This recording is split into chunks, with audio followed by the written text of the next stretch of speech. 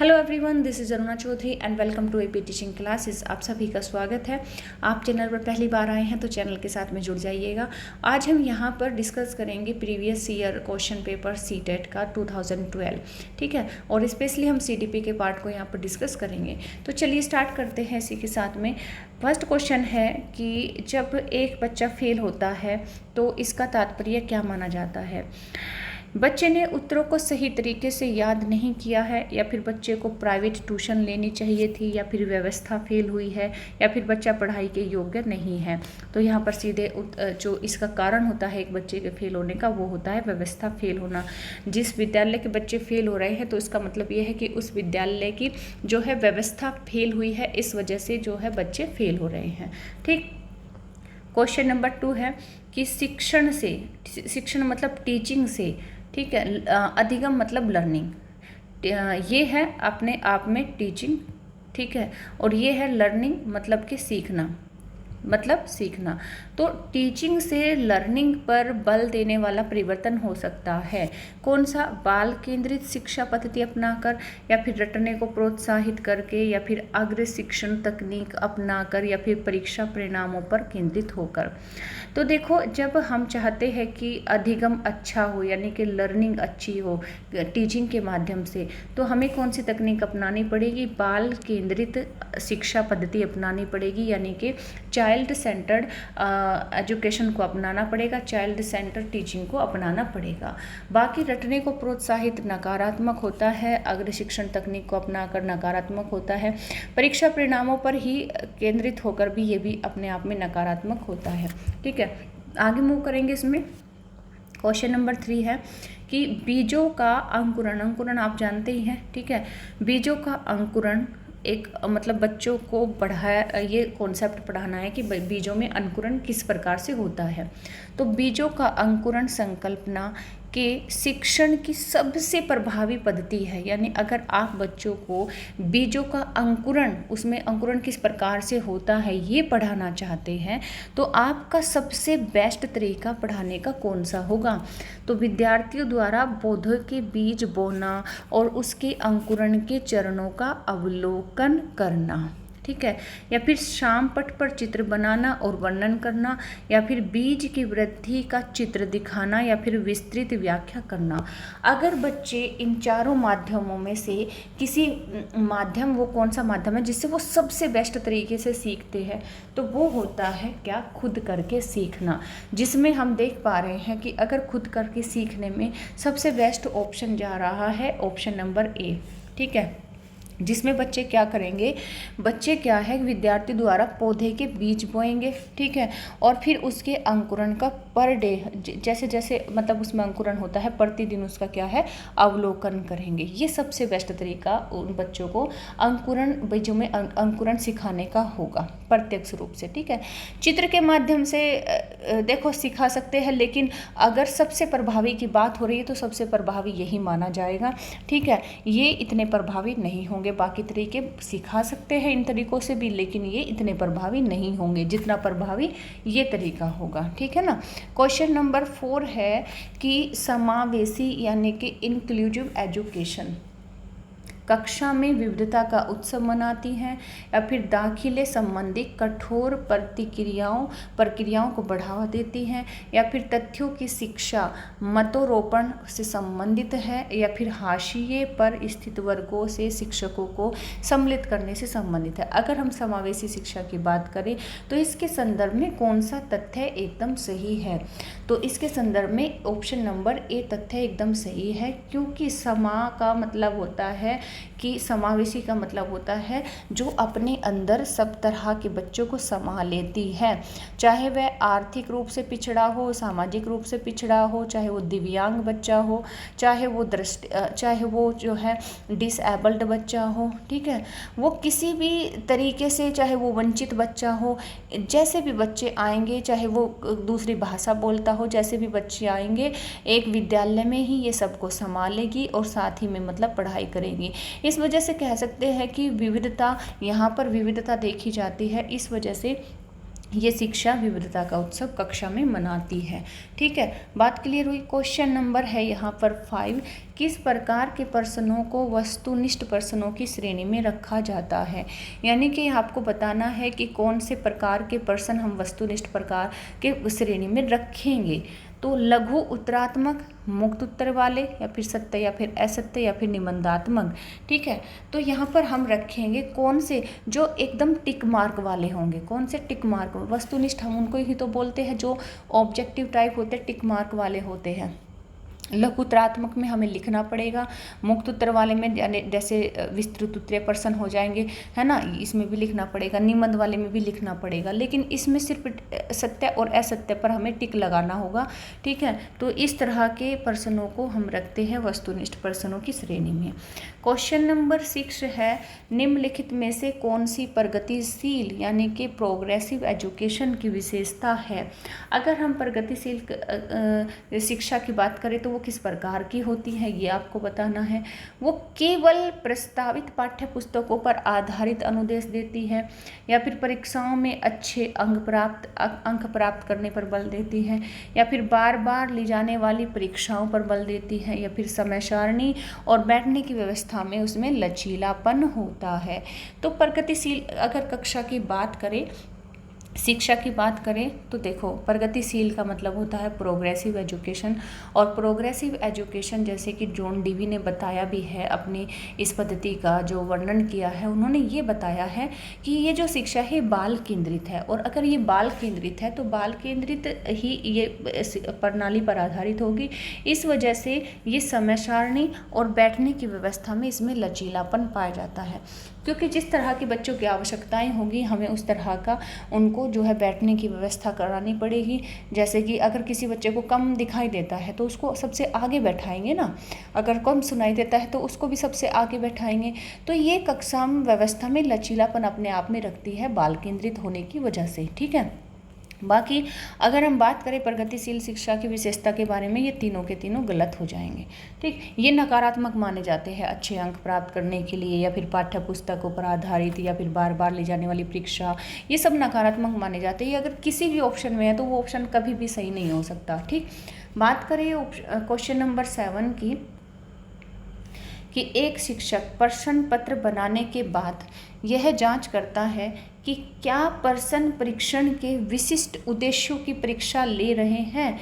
यानी for example मैंने आपके लिए एक क्वेश्चन पेपर बनाया और मैं आपको कॉन्स्टिट्यूशन पढ़ाती हूँ। ठीक है, कॉन्स्टिट्यूशन में अगर मुझे ये जानना है आपसे कि राष्ट्रपति की विशेषताएं बताओ। ठीक है, मैंने वो क्वेश्चन पेपर बनाया है, तो उस क्वेश्चन पेपर में मेरा जो है विशिष्ट उद्देश्य जो परीक्षा लेने का है, ठीक है, तो मैं देखूंगी, तो अगर मैं राष्ट्रपति की विशेषताएं जानना चाहती हूँ तो उससे ही संबंधित मैं क्वेश्चन पेपर बनाऊंगी। तो वह मुख्य रूप से प्रश्न पत्र या फिर प्रश्न पत्र के बारे में चिंतित है। तो देखो, संपूर्ण विषय वस्तु को शामिल करने के, या फिर प्रश्नों के प्रकार के, या फिर विश्वसनीयता के, या फिर वैधता के। अगर प्रश्न पत्र बनाने के बाद हम जांच रहे हैं उसको, अगर उसको जांच रहे हैं कि ये सही है या फिर ये गलत है, तो इसका मतलब क्या है कि हम उसकी क्या जांच रहे हैं, वैधता जांच रहे हैं, विश्वसनीयता जांच रहे हैं, या फिर प्रश्नों के प्रकार जांच रहे हैं, या फिर संपूर्ण विषय वस्तु को शामिल करने की बात जांच रहे हैं। तो सीधी सी बात है कि हम उसमें क्या जांच रहे हैं, तो हमें जांचना है उसकी वैधता को, कि वो हमने वैलिड बनाया है कि नहीं बनाया है। ठीक है, तो ये हम उसको जांच रहे, इसलिए हम उसको जांच रहे हैं कि ये वैलिड भी है कि नहीं है। अगर हम राष्ट्रपति की विशेषताएं जानना चाहते हैं तो हमें उसी से तो संबंधित उसमें क्वेश्चन रखने पड़ेंगे, तो इसलिए हम जांच रहे हैं। ठीक है, तो क्वेश्चन नंबर है 8 कि विवेचनात्मक शिक्षा शास्त्र का यह दृढ़ विश्वास है कि विवेचनात्मक शिक्षा शास्त्र का यह दृढ़ विश्वास है कि शिक्षार्थियों को स्वतंत्र रूप से तर्कना नहीं करनी चाहिए। बच्चे स्कूल के बाहर क्या सीखते हैं यह अप्रासंगिक है। शिक्षार्थियों के अनुभव और प्रत्यक्ष महत्वपूर्ण होते हैं और एक शिक्षक को हमेशा कक्ष के अनुदेशन का नेतृत्व करना चाहिए।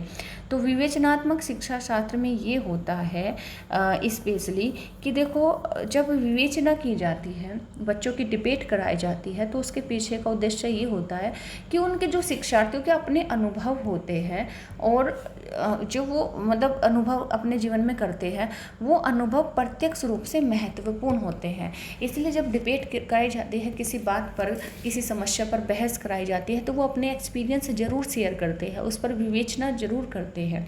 ठीक है, तो इसलिए बहुत ज़्यादा ये इम्पोर्टेंट होता है। तो वो अपने अनुभव शेयर करें, ये बहुत ज़्यादा इम्पोर्टेंट है। ठीक, क्वेश्चन नंबर 9 है कि विद्यालय आधारित आकलन, विद्यालय आधारित आकलन यानी कि उनके टेस्ट लिए जाते हैं, अप्रैल एग्ज़ाम लिए जाते हैं, परीक्षा से मतलब बोर्ड से पहले जो प्री बोर्ड लिए जाते हैं।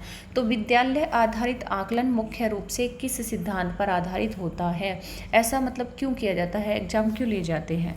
तो बाह्य परीक्षकों की अपेक्षा शिक्षक अपने शिक्षार्थियों की क्षमताओं को बेहतर जानते हैं, या फिर किसी भी कीमत पर विद्यार्थियों को अच्छे ग्रेड मिलने चाहिए, या फिर विद्यालय बाह्य परीक्षा निकायों की अपेक्षा ज़्यादा सक्षम होते हैं, या फिर आकलन बहुत किफ़ायती या मितव्ययी होना चाहिए। तो इसके पीछे का जो कारण होता है वो ये होता है कि बाह्य परीक्षकों की अपेक्षा शिक्षक अपने शिक्षार्थियों की क्षमताओं को बेहतर जानते हैं, इसलिए वो विद्यालय आधारित आकलन कराया जाता है, ताकि हमें बच्चे का पता कर, हम बच्चे को आंक पाए कि बच्चे में और कितनी कमी है, हमें और कितना मतलब इसको पढ़ाना है, इसकी संभावनाओं को बढ़ाना है।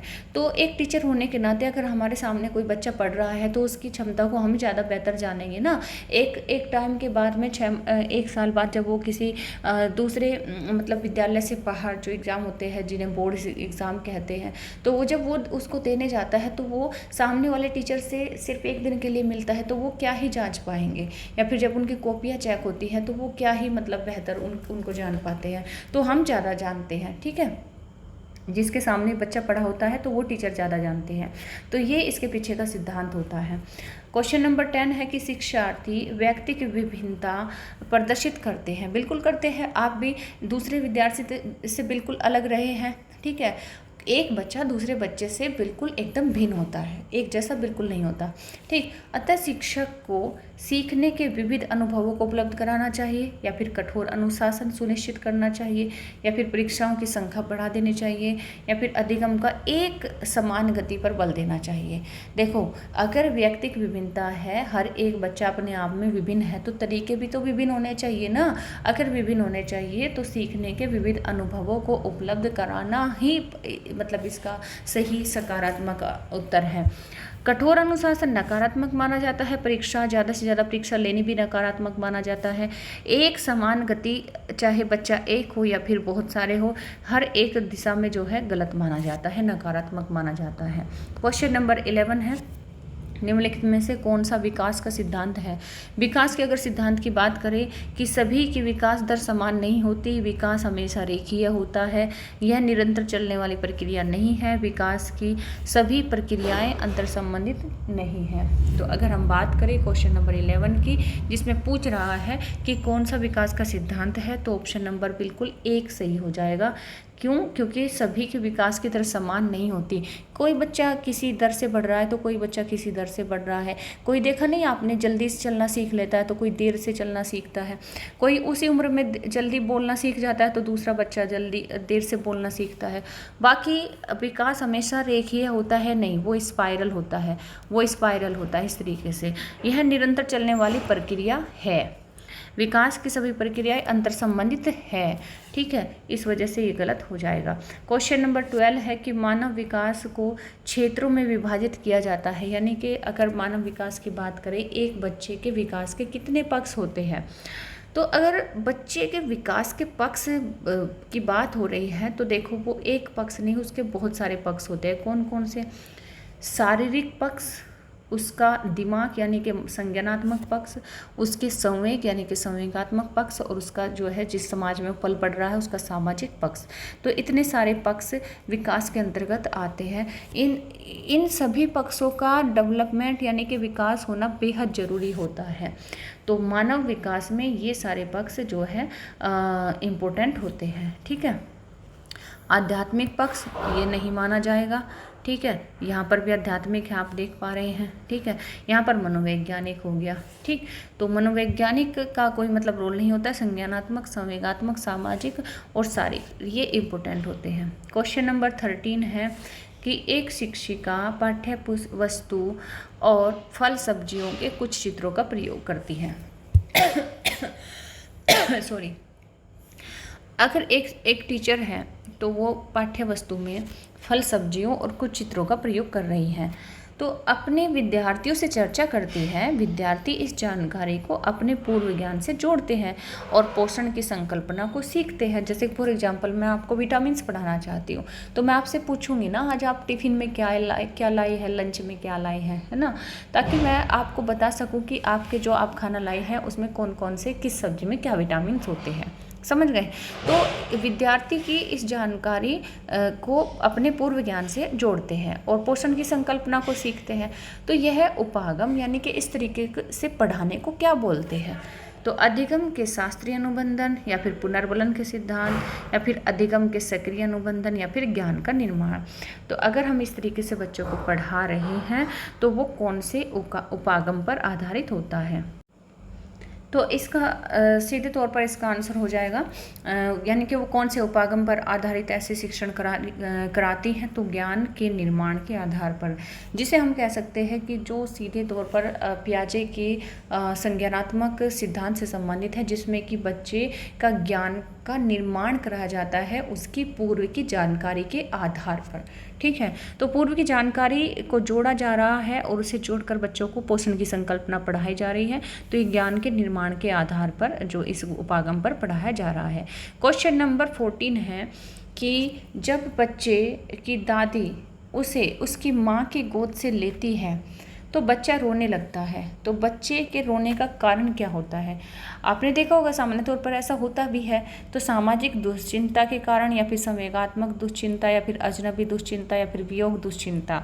तो ऐसा इसलिए होता है क्योंकि बच्चे के जो इमोशंस होते हैं वो अपने किसके साथ में जुड़े होते हैं? अपनी मदर के साथ में, अपनी माता के साथ में जुड़े होते हैं। तो इस वजह से उसको जो होती है एक तरह से इरिटेशन प्रॉब्लम होती है, और जब उसकी माँ की से दादी या फिर जो भी है दूसरा इंसान उसको गोद में लेता है तो बच्चा रोने लगता है, क्योंकि वो संवेगात्मक रूप से अपनी मदर के साथ में बहुत ज़्यादा अटैच होता है, ठीक है। इस वजह से उसको जो है उसके जो इमोशंस है रोने वाला वो मतलब एक तरह से बाहर निकलता है। क्वेश्चन नंबर 15 है कि शिक्षा के संदर्भ में सामाजिकरण यानी कि सोशलाइजेशन से क्या तात्पर्य है? शिक्षा के संदर्भ में यानी कि आप बच्चे को जैसे पढ़ाते हो, पढ़ाने के साथ साथ आप ये भी चाहते हो कि उसका संवेगात्मक विकास तो हो, यानी कि उसको ज्ञान तो की तो प्राप्ति हो, लेकिन साथ साथ में वो बच्चा सामाजिक भी बने, उसका सोशलाइजेशन भी हो, ठीक। तो अपने सामाजिक मानदंड बनाना या फिर समाज में बड़ों का सम्मान करना आप सिखाना चाहते हैं, या फिर सामाजिक वातावरण के साथ उसको अनुकूलन और समायोजन कराना चाहते हैं, या फिर सामाजिक मानदंडों को सदैव अनुपालन आप कराना चाहते हैं।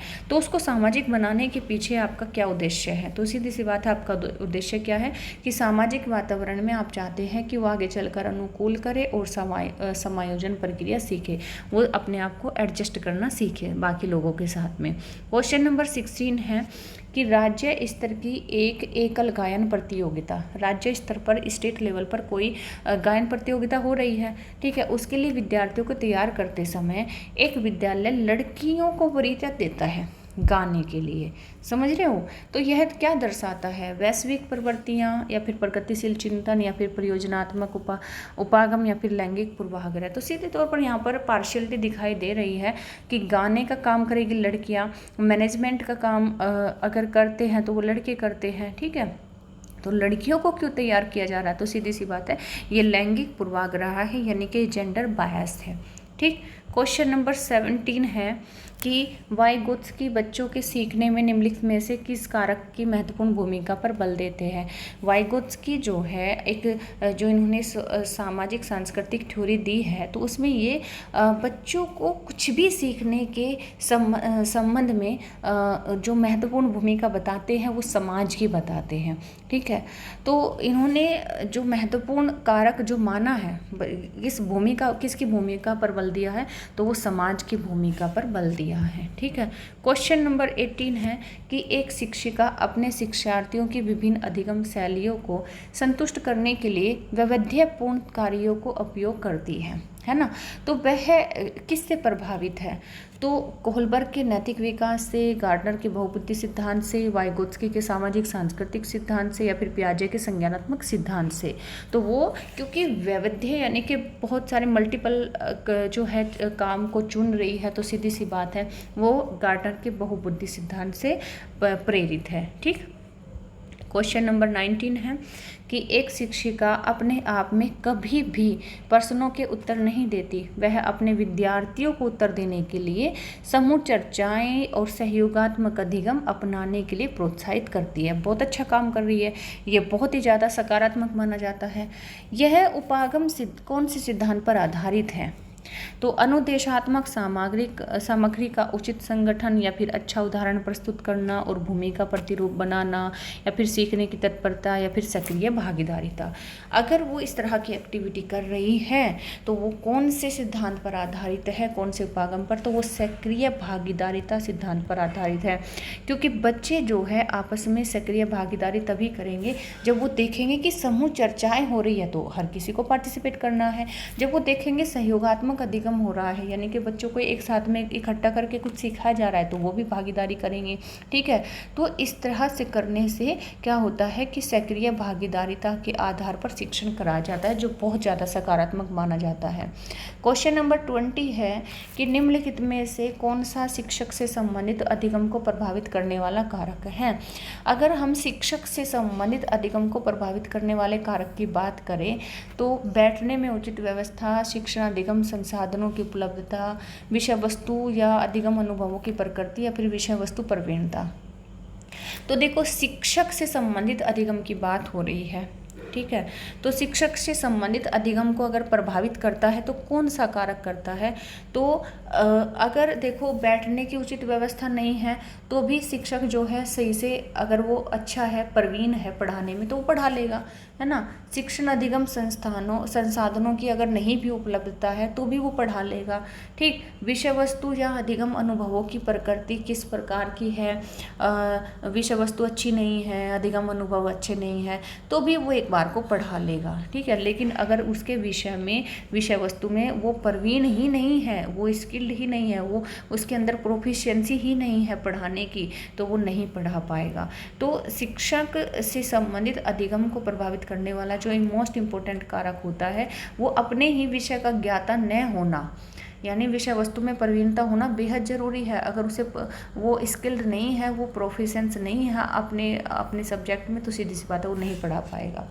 क्वेश्चन नंबर 21 है कि कोहलबर्ग के अनुसार शिक्षक बच्चों में नैतिक मूल्यों का विकास कर सकता है। तो कोहलबर्ग क्या मानते हैं कि बच्चों में नैतिक मूल्य का विकास होना चाहिए। तो किस प्रकार से?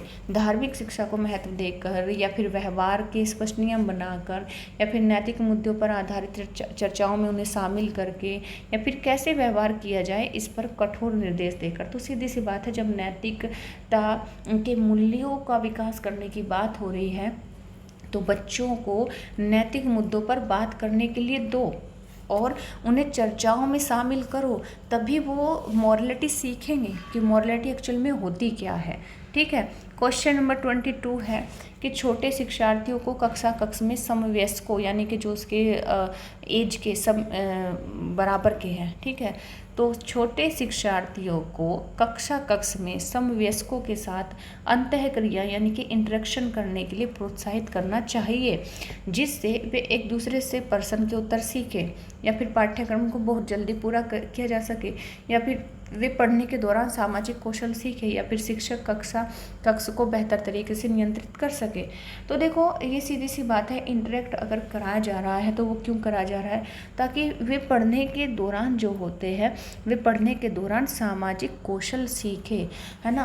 अगर इंटरेक्शन यानी कि एक दूसरे से सीखने की प्रक्रिया कराई जा रही है तो वो बच्चों को सामाजिक बनाने की बात पर जोर दिया जा रहा है, तो वे पढ़ने के दौरान सामाजिक कौशल भी इस तरीके से सीख सकते हैं। बड़े बच्चों से अच्छी अच्छी आदतें सीख सकते हैं। ठीक है। क्वेश्चन नंबर 23 है कि जब एक निरयोग्य बच्चा पहली बार विद्यालय आता है तो शिक्षक को, निर्योग्य मतलब वो एबल नहीं है, कुछ भी उसको आता नहीं है, ठीक है, तो वो पहली बार विद्यालय आता है, तो शिक्षक को क्या करना चाहिए? शिक्षक को निम्नलिखित में से 4 ऑप्शन आपके सामने है, तो क्या करना चाहिए? तो उसे क्या करना चाहिए कि सहकारी योजना विकसित करने के लिए बच्चों को माता पिता के साथ चर्चा करनी चाहिए कि किस प्रकार से जो निर्योग्य बच्चा है हम इसे बाकी बच्चों के साथ में पढ़ाएंगे, ठीक है, और किस मतलब इसको थोड़ा बहुत आपको भी कोऑपरेट करना होगा। तो ऐसा विकसित करने के लिए बच्चे को माता पिता के साथ में चर्चा करनी चाहिए। समझ गए। क्वेश्चन नंबर 24 है कि पियाजे के संज्ञानात्मक विकास के चरणों के अनुसार 4 चरण इन्होंने दिए हैं, ठीक है। तो इंद्रिय गामक जो प्रथम चरण है, इंद्रिय गामक जिसे संवेदी प्रेरक या फिर सेंसोरी मोटर स्टेज बोलते हैं, किसके साथ संबंधित है, यानी कि इस अवस्था की विशेषता क्या होती है? तो इस अवस्था की विशेषता क्या होती है? इस अवस्था की विशेषता होती है अनुकरण, यानी कि फॉलो करना, इमिटेट करना, स्मृति और मानसिक निरूपण। ये इस अवस्था की विशेषता मानी जाती है। यानी कि जो बच्चा जन्म से 2 वर्ष का अभी है तो वो सीखने के उसके तरीके क्या होते हैं? वो सामने वाले को, मम्मी पापा को, जिसको भी है वो इमिटेट करेगा, वो स्मृति याद रखेगा कि मेरी मम्मी की गोद कौन सी है, ठीक है, इस तरीके से। और मानसिक निरूपण, तो मानसिक निरूपण यानी कि जैसे लाइट ऑन होती है वो पलक झपकना, ठीक है, इस तरीके से, मतलब दूध को हटा लिया तो वो मतलब एकदम से रोने लगता है, तो इस तरह के माध्यम से वो चीज़ों को सीखता है। तो ये उसके सीखने का आधार होता है। क्वेश्चन नंबर 25 है कि मानव व्यक्तित्व परिणाम है, मानव व्यक्तित्व परिणाम है यानी कि एक पर्सनालिटी का होना अपने आप में किसका परिणाम है? पालन पोषण और शिक्षा का, आनुवंशिकता और वातावरण की अंतःक्रिया का, केवल वातावरण का, या फिर केवल आनुवंशिकता का। तो सीधी सी बात है, बॉडी अपने पास में होनी जरूरी है, लेकिन उसे आप एक अच्छे एटमॉस्फेयर के साथ में कैसे इंटरेक्ट करते हैं वो भी बेहद ज़रूरी है, जिससे आपकी पर्सनैलिटी डेवलपमेंट होता है, ठीक है। बात क्लियर हुई। क्वेश्चन नंबर 26 है कि शिक्षण अधिगम प्रक्रिया में व्यक्तिगत रूप से, मतलब इंडिविजुअली, व्यक्तिगत रूप से ध्यान देना महत्वपूर्ण है। देखो, आपकी कक्षा में बहुत सारे बच्चे पढ़ रहे हैं, ये इस तरीके से बहुत सारे बच्चे पढ़ रहे हैं, लेकिन किसी बच्चे पर आप इंडिविजुअली भी ध्यान दे रहे हैं, पर्टिकुलर भी उसको जो है पढ़ा रहे हैं। तो इस तरीके से ध्यान देना क्या मतलब, इसके पीछे का उद्देश्य क्या होता है? शिक्षार्थी हमेशा समूह में बेहतर सीखते हैं क्या, फिर इसलिए, या फिर शिक्षक प्रशिक्षण कार्यक्रमों में ऐसा ही बताया गया है, या फिर इससे प्रत्येक शिक्षार्थी को अनुशासित करने के लिए शिक्षकों को बेहतर अवसर मिलते हैं, या फिर बच्चों के विकास की दर भिन्न होती है और वे भिन्न तरीकों से सीखते हैं। तो सीधी सी बात है, ये आप समझ ही गए होंगे। ऐसा इसलिए किया जाता है कि भीड़ में भी हम किसी को अगर व्यक्तिगत रूप से पढ़ा रहे हैं तो क्योंकि हम जानते हैं कि एक बच्चा तो चलो जल्दी से सीख लेगा, हो सकता है दूसरे बच्चा ना सीख पाया हो, तो उनको जब हम क्वेश्चन पूछते हैं ना तो एक बच्चा आसानी से आंसर दे देता है, दूसरा नहीं देता, तो उसको हमें दोबारा से पढ़ाना पड़ता है, व्यक्तिगत रूप से हमें ध्यान देना पड़ता है, तो भिन्न तरीक़ों से वो बच्चा सीख सकता है, ठीक है। इस वजह से हम अलग तरीके अपनाएंगे जिस तरीके से नहीं सीख पाया। तो क्वेश्चन नंबर 27 है कि निम्नलिखित में से कौन सी समस्या समाधान की वैज्ञानिक पद्धति का पहला चरण है? समस्या समाधान, जब प्रॉब्लम सॉल्विंग सिखाते हैं बच्चों को, तो उसमें वैज्ञानिक पद्धति का हम जो इस्तेमाल करते हैं उसमें कई सारे चरणों से गुजरना पड़ता है। तो उसमें पहला चरण आपसे पूछ रहा है तो वो कौन सा होता है? समस्या के प्रति जागरूकता, यानी कि समस्या का तो पता हो कि समस्या क्या है, तभी तो मतलब समस्या का मतलब उस पर चर्चा करेंगे, विवेचना करेंगे, है ना, विश्लेषण करेंगे और बाद में मूल्यांकन करेंगे, तो तभी तो करेंगे। तो सबसे पहले हमें समस्या के प्रति जागरूकता हमें पता होना चाहिए कि समस्या क्या है। निम्नलिखित में से कौन सा सीखने का क्षेत्र है? सीखने के अगर क्षेत्र की बात करें तो अनुभविक, भावात्मक, आध्यात्मिक या फिर व्यावसायिक। तो देखो, अगर सीखने की बात करें तो जो सबसे मतलब जो सीखने का क्षेत्र होता है वो यहाँ पर किसको माना गया है? तो व्यावसायिक नहीं, आध्यात्मिक नहीं, भावात्मक नहीं, तो सीखने का क्षेत्र कौन सा होता है? अनुभविक, भाविक। कहने का मतलब ये है कि आप अपने अनुभवों के आधार पर चीज़ों को सीखते हैं, अपने भावात्मक रूप से भाव के आधार पर नहीं सीखते, आध्यात्मिक के आधार पर नहीं सीखते, व्यवसाय के आधार पर नहीं सीखते। सीखते किस आधार पर हो? अनुभव के आधार पर। क्वेश्चन नंबर 29 है कि कि जब बच्चा कार्य करते हुए ऊबने लगता है, मतलब बोर हो जाता है, ठीक है, तो यह किस बात का संकेत करता है कि जब आप बोर होने लगते हो तो सीधी सी बात है कि या बच्चा बुद्धिमान नहीं है, या तो क्या आप ये कह सकते हैं, या फिर बच्चे में सीखने की योग्यता नहीं है, या फिर बच्चा अनुशासित करने की उसको ज़रूरत है। तो सीधी सी बात है, ये संकेत है कि संभवतः कार्य यांत्रिक रूप से बार बार हो रहा है। आपने एक वीडियो देखी होगी, बहुत वायरल हुई थी, जिसको बताते हैं जो विराट कोहली की भतीजे की वीडियो थी, ठीक है। तो वो बार बार उसको, मतलब जब वो ABCD पढ़ रही थी तो ABCD में उसको आता था, मतलब पहली बार में उसने सही से सुना दिया, दूसरी बार में भी सही से सुना दिया। जब इसको तीसरी बार वही चीज़ पूछी जा रही है तो वो गड़बड़ा गई, फिर से चौथी बार वही चीज़ पढ़ने के लिए बोलेगा, वो फिर से गड़बड़ा गई। तो जब बार बार किसी चीज़ को दोहराया जाता है तो वो यांत्रिक हो जाती है और वो बोरिंग हो जाती है ना। क्वेश्चन नंबर 30 और इस वीडियो का लास्ट क्वेश्चन है, प्राय शिक्षार्थियों की त्रुटियां, यानी कि बच्चे गलतियां तो करेंगे, है ना, तो उनकी जो गलतियां हैं वो किस ओर संकेत करती हैं, वो किस ओर संकेत करती है कि वे कैसे सीखते हैं, यांत्रिक अभ्यास की आवश्यकता है, सीखने की अनुपस्थिति हो रही है, या फिर शिक्षार्थियों के सामाजिक आर्थिक स्तर को। तो सीखने की गलतियों से हमें सामाजिक आर्थिक स्तर का पता चलता है, ये बिल्कुल गलत है। वो अनुपस्थित रहते हैं इसलिए गलतियाँ करते हैं, ऐसा नहीं है ना। वे यांत्रिक अभ्यास की उन्हें ज़रूरत है, ये भी नहीं, तो फिर क्या, तो वे कैसे सीखते हैं, हमें इससे ये पता चलता है। देखो, किसी बच्चे को हमने जो है याद करने के लिए चीज़ें दी, है ना, लेकिन वो याद नहीं कर पाया, दूसरे बच्चे ने उसको याद कर लिया, तो फिर हमने उसको क्या किया कि उसको वही चीज़ लिखने के लिए दी कि आप जो है इसको जो है लिख कर लाओ, चलो आप नहीं सुना पा रहे हो तो आप इसको लिख दो। तो सीधी सी बात है, उसने लिख दिया। तो इससे हमें क्या पता चला कि बच्चा जो है याद करने में कमज़ोर है, इसकी स्मृति कमज़ोर है, और बच्चा लिख जरूर पा रहा है ना। तो विचार जरूर ये मतलब स्पष्ट रूप से व्याख्यात कर देता है। तो इससे हमें ये पता चलता है कि बच्चे जो भी गलतियाँ करते हैं वो सीखते किस तरीके से है। जब भी कोई बच्चा किसी इक्वेशन में मिस्टेक कर रहा होता है तो उससे भी यही पता चलता है कि इसने मिस्टेक कहाँ की है, यानी कि इसके सीखने का तरीका इसने कौन सा अपनाया है। तो इस तरीके से उनके सीखने के तरीके पता चलते हैं। तो चलिए, ये हमने 30 क्वेश्चन यहाँ पर डिस्कस किए। तो उम्मीद करती हूँ हर एक क्वेश्चन आपको अच्छे से समझ में आया होगा और ये क्लास आपके लिए वैल्यूएबल रहेगी। बाकी लोगों को भी ज़रूर शेयर करें जिनकी क्लास ये हेल्पफुल हो सकती है। मिलते हैं नेक्स्ट क्लास में। अपना स्कोर ज़रूर शेयर किया करो, बाकी लोगों को शेयर किया करो, ठीक है। लाइक आप कर सकते हैं अगर आपको क्लास अच्छी लगी हो तो तब तक के लिए लेते हैं आपसे विदा, मिलते हैं नेक्स्ट क्लास में। Thank you, take care, bye bye.